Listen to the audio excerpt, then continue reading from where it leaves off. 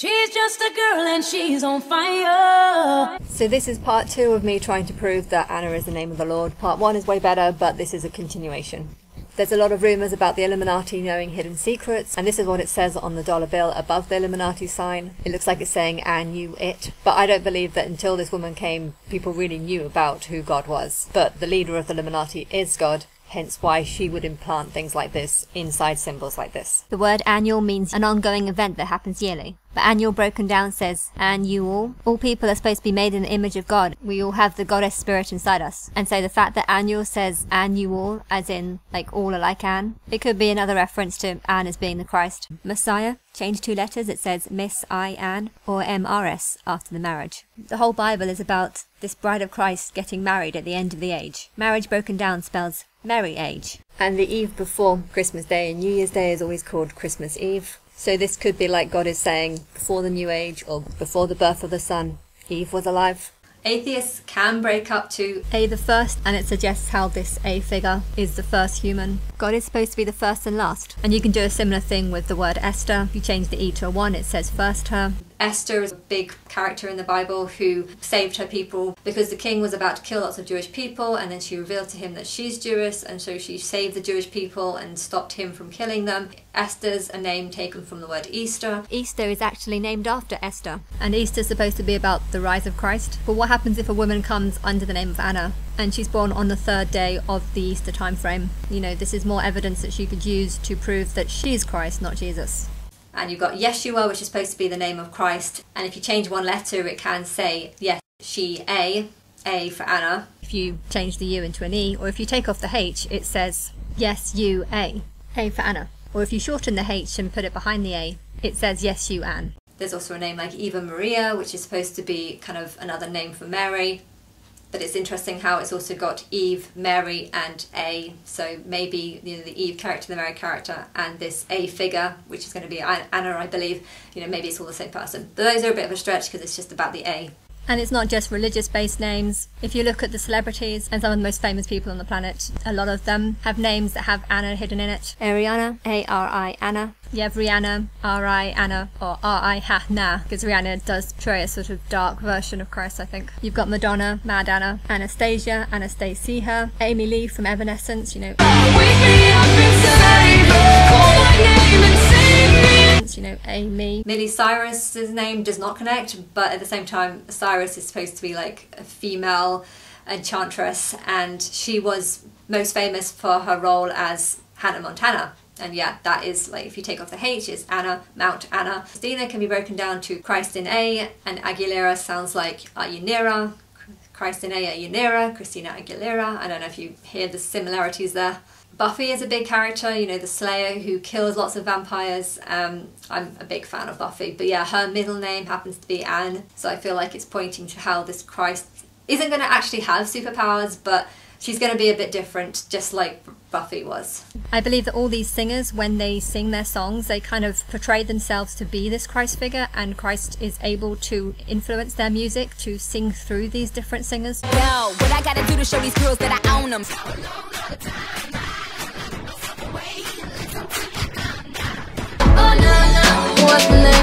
my name?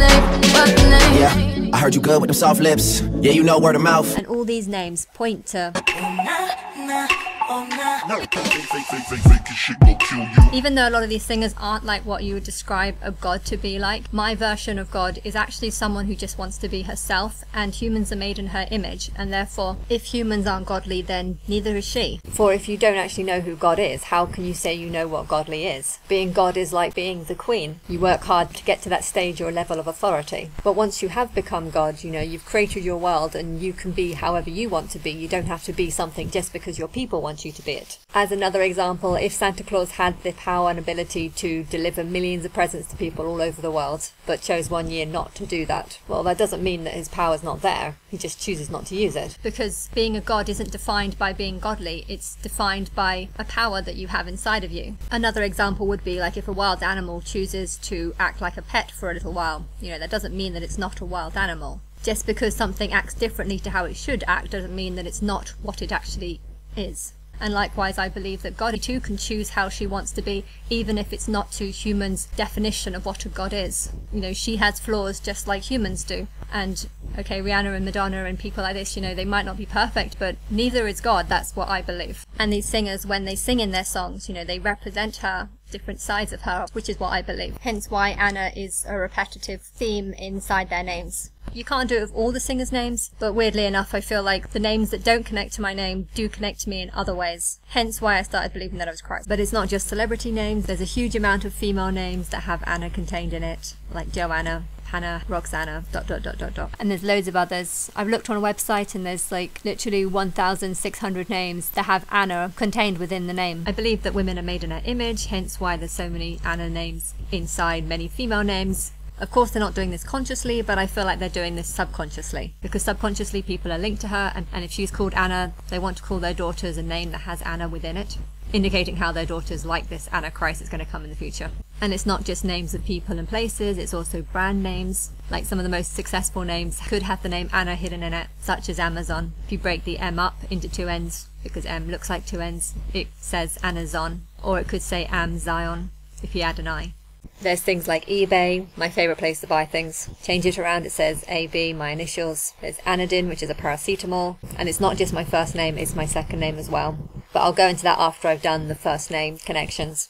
There's also loads of names of places around the world that use the name Anna, like Canada is Canada, and Indiana, Indiana. Louisiana, Lo U is I, Anna. Virginia is Virgin, I, A for Anna maybe. Montana, Mount Anna. Havana, Statana. Astana, which could break down to A, Saint Anna. Alabama, all A, Am A. Alaska, all Ask A for Anna. Arizona, R-I on. California, Call I for I, A for Anna. And there are places like this all over the world, like Astana, as Anna, Mecca, Misier. England named as the motherland. You know, I'm not going to go on to a big long list of that, because there's billions and billions of names and they don't all point to Anna. So I'm not going to go on with the list, but there is a big long list of names that have the word Anna sort of hidden in them. I know everything I've pointed out so far is just about Anna, so right now you're probably thinking it could be talking about any Anna. But continue listening to this video, because I have a list of anagrams that not just point to this person's first name,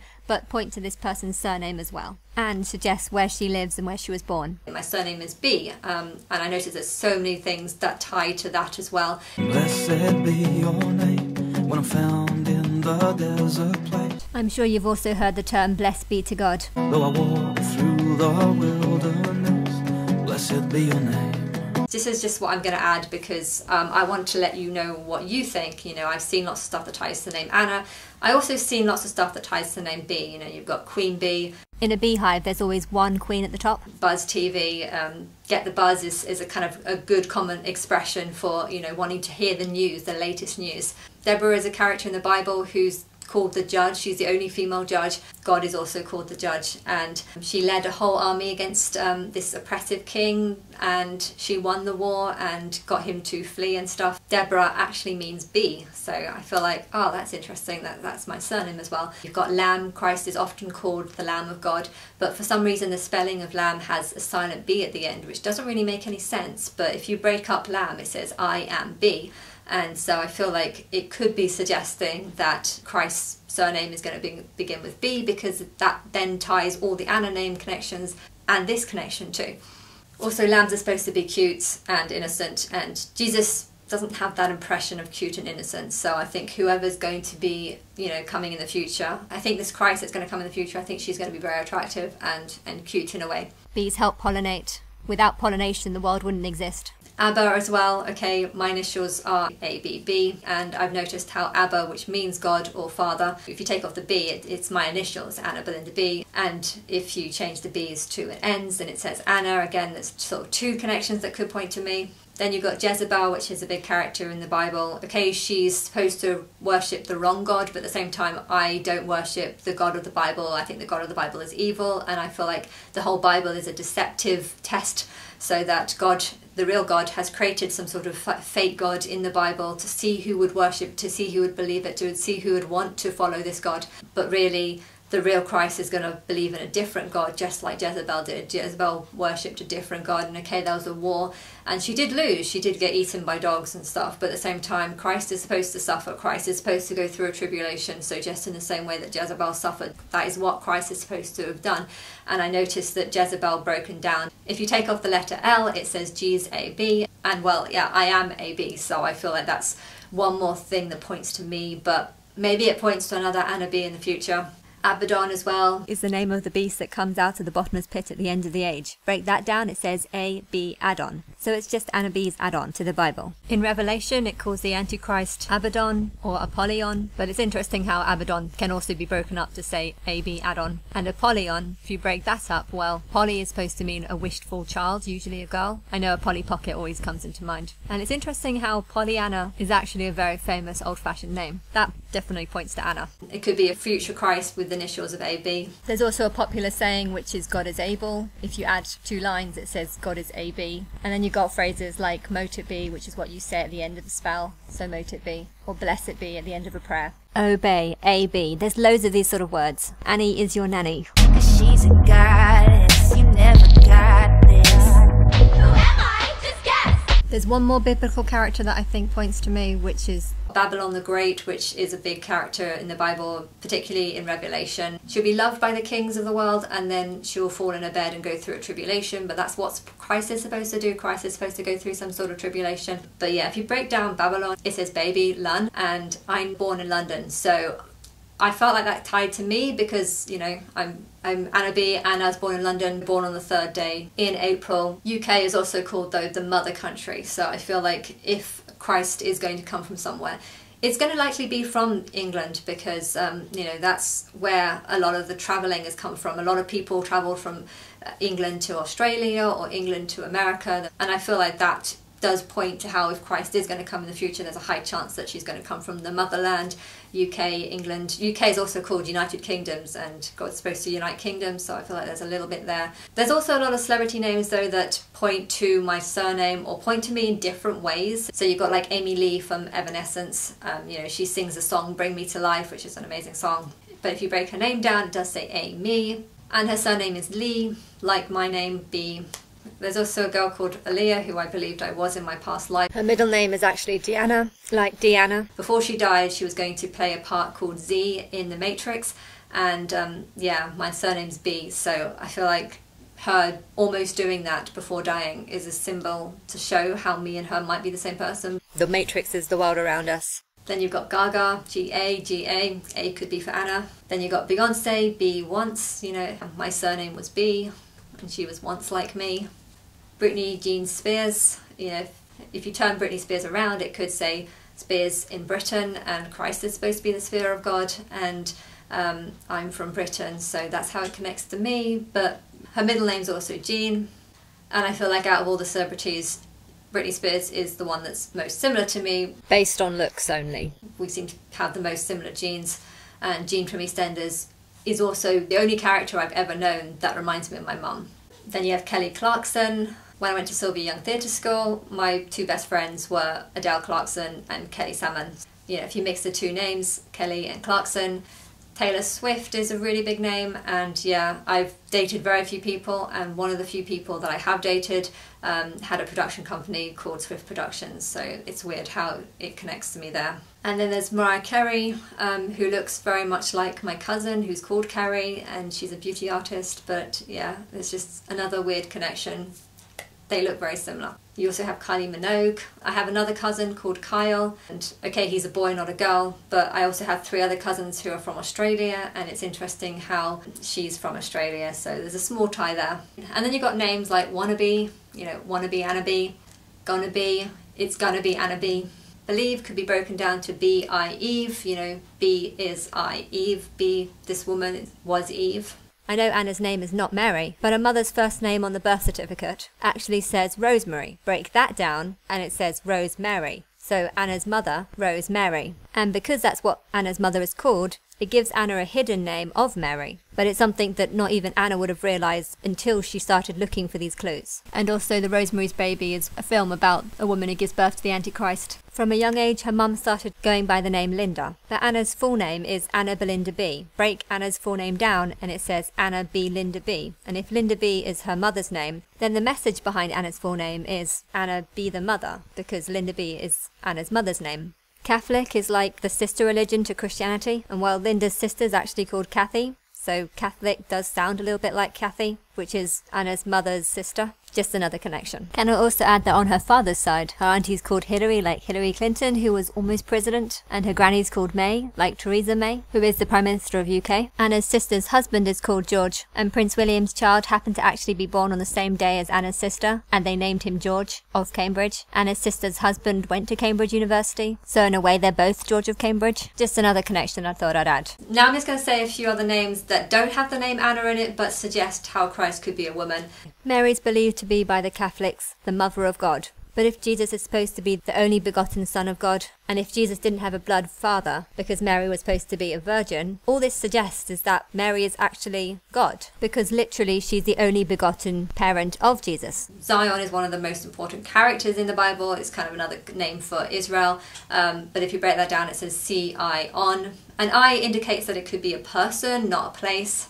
Israel could break down to Israel, so again, a person could be real. Israel, I think, is a real person, and I feel like that's what it's hinting. True, these two names could be pointing to anyone, but Israel in the Bible is always talked about as being a female. She's always described as being a she. She's also called Jerusalem, a woman who comes down at the end of the age. She's called the Bride of Christ, a woman in white, or a scarlet woman. Jesus, okay, I've already said this one, Jesus. But in one of the texts it actually says that a virgin will conceive and she will call the name Emmanuel. And if you change the N to an S, it sounds like it's saying Is-man-you-well. So it could just be talking about man in general. Since in my religion I believe that Eve was Christ, you know, all humans have come from her. And so this virgin, the Eve character, her children are just, everyone is man-you-well. Hence why I was given the name Emmanuel. Jonah is a story that's complete nonsense and bullshit, where a guy gets stuck in a whale or eaten by a whale for 3 days, you know, but Joe, nah, that story's not true. And you also have Noah, Noah, the Noah's Ark story's not true either,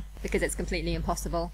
Then there's the name Eve. You know, I believe in evolution, but I do think that God or Christ has helped with evolution to speed it up. So, you know, evolution was Eve's solution. It's really nice how it rhymes. You know, evolution and solution, very similar. The only difference is that Eve has been added to it. And that's how I feel the evolution of humans have been formed, not just through natural causes, but with the help of Eve and the change in her DNA.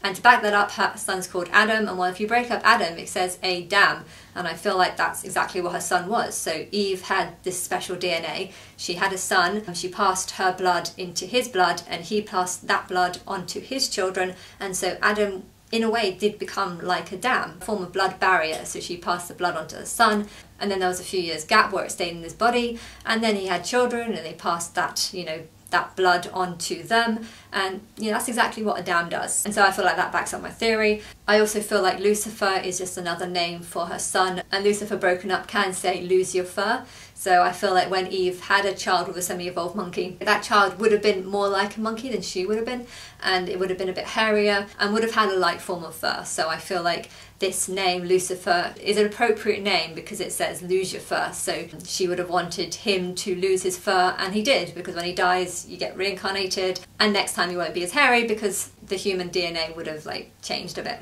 Satan is another name for Lucifer. I believe that this again is also another name for the son of Eve, who was born on Christmas Day like Christians believe. The name Satan looks a bit like the name Santa, and well, Santa comes down the chimney at Christmas, and I feel like this is pointing to how Eve had her son at Christmas time, and that's why we worship Santa on Christmas time. Only people have kind of tied Jesus to that birth date, even though they know that's not his birthday, because he was supposed to have been born at the time where shepherds were bringing in their sheep. So we know that Christmas Day isn't his birthday. But because I believe that Satan is another name for Eve's child, I feel like that backs up the theory.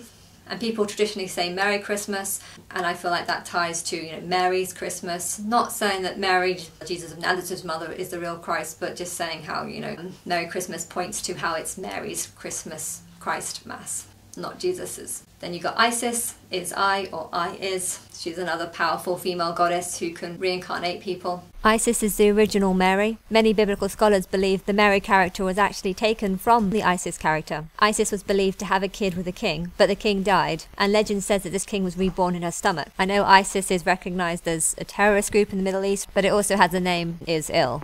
Kali is also a goddess that takes revenge on evil guys, and it says K or I or cool I, and yeah, I think that's just the cool side of this Christ that's going to come. You know, everyone has good and bad sides, and at times people can get very angry and you know, see these different sides in themselves, and I feel like she's going to be like that.